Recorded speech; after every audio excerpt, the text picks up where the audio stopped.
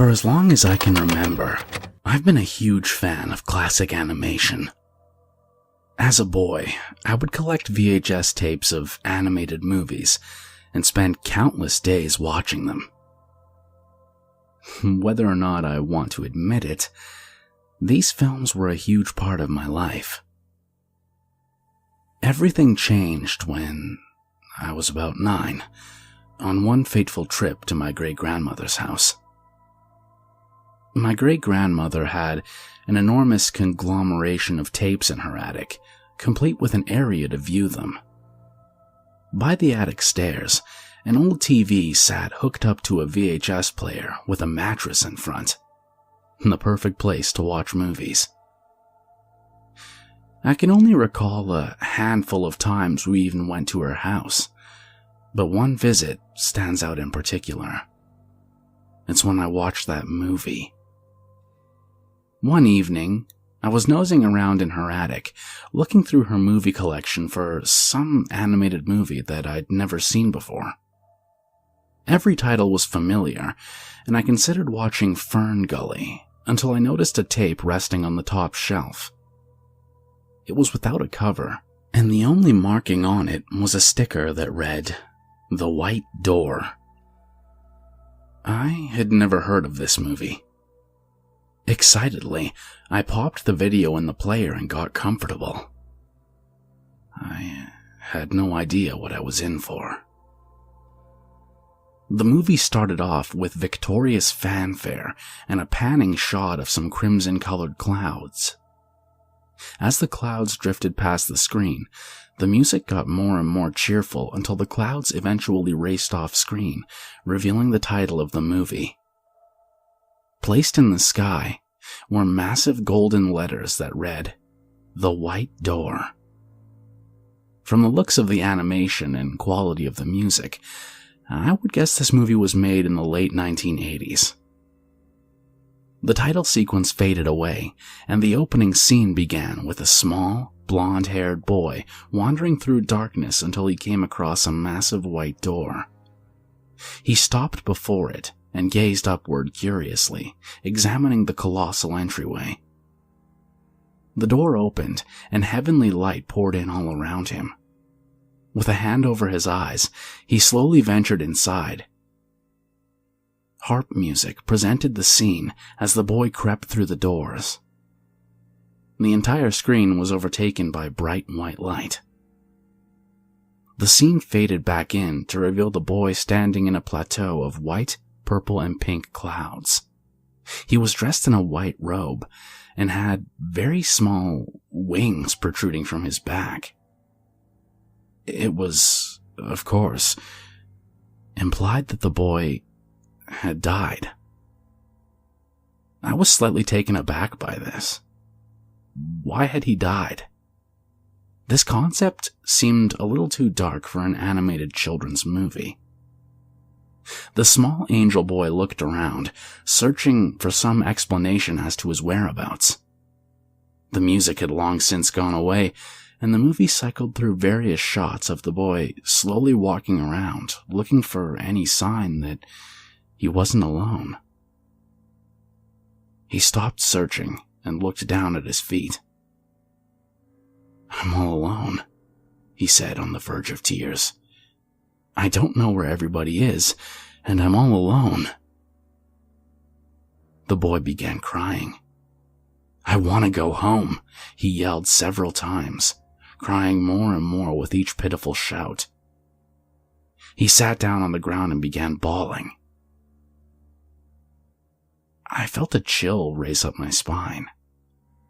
This child was in agony, absolutely alone in what was supposed to be paradise.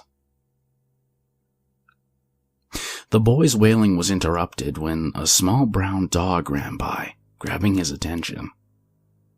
Immediately, his tears were dried and he began to follow the dog, cheering, "Chester!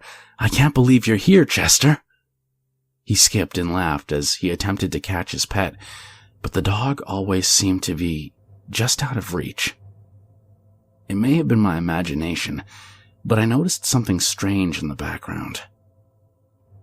There were clouds decorating the back scenery, blacked out as not to distract the viewer, but some of these soft shapes looked abnormal. As the boy ran, the clouds started to look like distant human silhouettes, silently watching him. The boy finally caught up to his dog and leapt forward, hoping to greet him with a loving hug. As soon as the boy touched the animal, he realized that it was merely a cloud that resembled the dog. It burst into little white puffs. He began crying again, this time louder and clearly more heartbroken. He truly was alone. He continued weeping and did not seem to notice what happened next. A deep voice chimed in, offering this simple statement. "You know he cannot come with you." The screen immediately cut to black, and the film began spewing a gentle noise. It sounded like gears grinding together, but I could only barely hear it. I really should have turned the TV off at that point. I wanted to so very badly, but I couldn't move. My legs were glued to the floor, and my eyes were transfixed on the screen. I simply had to see what was going to happen next. In an instant, the sound of gears cut away and the next scene began. The rich colors were intoxicating, and I found myself gawking at the sheer aesthetic beauty of this bizarre movie. A massive, beautiful tree overlooked a green field, and the same angel boy sat underneath it. Harp music was playing, the same as before, but this time it sounded less heavenly. Perhaps it was a sneaking suspicion as to what I was about to behold, but the music seemed foreboding. The great tree, as the boy called it, was listening to the boy's woes with great attendance and spoke back to him. The tree's voice was, for lack of a better word, creepy. It makes me shudder just to think about it. I really cannot explain it. It was one of the weirdest things I've ever heard. The tree would sway from side to side and speak in a quiet, muffled voice that was almost impossible to fully hear. It sounded like a man's voice stretched to an impossibly high pitch, but muffled through some thick object. I couldn't understand a single word he said, but the angel boy heard everything. They shared a seemingly mild conversation as the boy asked simple questions about where he was and what happened to his family. With each of the great tree's responses, the boy would lower his head in sadness, as if he were accepting some morbid fact. I was curious about the significance of this scene. Was the tree supposed to be God or some other heavenly being? There was no clarification toward any of the pressing questions that perpetually plagued my mind. After the great tree had answered all of his questions, he began talking continuously. He was babbling on about something that apparently angered him, because the child stood up from where he was seated and slowly walked back from the tree. He wore a look of paranoia, as if he were afraid that the tree would lash out at him at any moment. Suddenly, there was a new perspective. The camera gradually zoomed in on a shot of the tree, alone, slowly swaying back and forth. He was talking very calmly, from what I could hear anyway, and his voice sounded foggy and distant. The boy began crying again, his wails heard from off-screen. His weeping slowly evolved into pain-induced screams, and he was shouting as loud as he could, "Stop it! Please stop! Help me!" My blood ran cold. This was the sound of a child being beaten. With every passing second, the boy was screaming louder, but the tree kept its calm disposition while gently swaying back and forth. I couldn't see the boy, but hearing him cry for help was unbearable. I was nearly in tears at this point. I didn't want to watch anymore. I got up to turn off the TV, but as soon as I moved, the screen went black and started playing the familiar grinding gears noise. This time, it was considerably louder.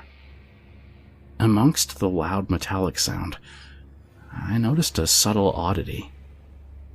I thought I could hear a very quiet voice whispering something, but any indication of this was drowned out by the loud gears. What awaited me in the next scene shook me to the core. Without any graceful transition, the next scene forced itself into the movie, as if it was not intended to be there.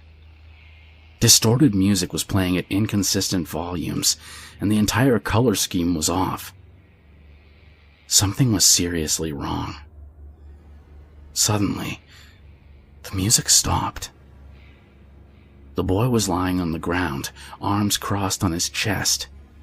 His eyes were closed, and his face looked hollow. All around his body, roses perched out of the ground, arranged in a neat little circle. The roses grew noticeably quick. In a matter of seconds, the roses were a few feet high, but all the while, the child didn't move. There was no life in him. The only sound was the occasional ominous piano note, punctuating the silence. The roses grew very high, but all at once would go back to being small, restarting the cycle. The boy remained motionless. I was horrified. I watched through tear-filled eyes, cupping my hand over my mouth. In the last few seconds of the scene, the tree's muffled voice broke in, saying something I couldn't understand. Just as abruptly as it began, the scene closed with a cut to black. The same rusty gears made their painful sound, but the noise was unbearably loud and accompanied by a loud, sweeping voice. It only lasted for a few seconds, and the entire time I struggled to comprehend what the voice was saying. Then, in the last second, I knew exactly what it was saying. "He's coming." The tape reached its end, and I was left staring at a blue stop screen. I didn't do anything for a few minutes. The floor was victim to my glazed-over stare. Eventually, I came to my senses and snuck back downstairs. I didn't want to talk to anybody about this, because I didn't want to think about it. I tried to pretend it never happened. I cried myself to sleep that night, and many nights afterward. The feeling was impossible to shake. I still think about that movie, with every detail so vividly etched in the back of my mind. Sometimes I wonder if I ever watched it at all. Was I dreaming? Did it ever happen? Occasionally, I wake up in the middle of the night hearing distant whispers. Every single time, it's the same thing.